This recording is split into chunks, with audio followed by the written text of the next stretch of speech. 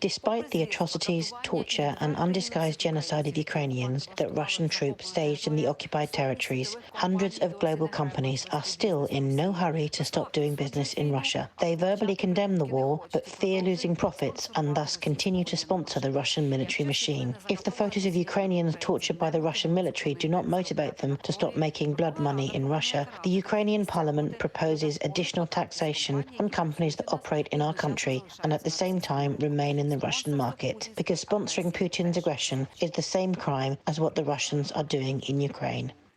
While the world is watching horrific footage from Bucha and Kramatorsk and unanimously condemns Putin's aggression, several hundred global companies are still actively working in Russia and feeding the aggressor with taxes. There are still 42 companies from China, 28 from France, 22 from America, 13 from Germany, and the same number from Japan. And these are big brands. In fact, there are thousands of foreign businesses in Russia, pharmaceuticals, consumer goods manufacturers, food producers and retailers. Just 50 international giants finance a third of Russia's defence budget with their taxes. Imagine that the $100 million paid by the average pharmaceutical company a year are 3 modern Russian planes. That tobacco company have actually paid for all its Kana complexes that are made in Russia. $6.5 billion in taxes paid last year by consumer goods producers is 1,500 tanks. If these figures and a bad reputation do not motivate businesses to stop operating in Russia, the Ukrainian parliament has decided to put pressure on its part to increase all taxes by 150% for brands that continue to operate in Russia.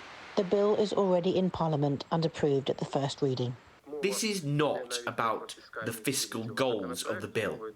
We are talking about basic justice, because you cannot finance aggression in our country and earn money in our country at the same time. This bill is aimed at large companies, about 50 of them, possibly up to 100. The proposal is to increase taxes not only for international companies, but also for Ukrainian companies, where the owners or beneficiaries are Russians, and for companies that receive any income at all in Russia. Until February the 24th, big business in Russia had turnover up to 10% or even more. Shutting down means losses, so entrepreneurs make a deal with their conscience. And Moscow's offices imprint on foreigners the myth of good Russians who are not complicit in Putin's aggression. Before the war, everyone perceived Russia as an interesting market for doing business. There were a lot of people, the market was quite strong. But now, when we all feel the aggression of the Russian Federation, we understand that political decisions must be made in Ukraine. Ukrainian officers of such companies are hostages of the situation. They condemn Russian aggression while trying to reach out to the owners, but sadly in vain. Ukrainian headquarters, now they officially don't support it. This struggle is going on right now. They are trying to attract additional investment in Ukraine in order to pay taxes and salaries. Many foreign businesses are cunning.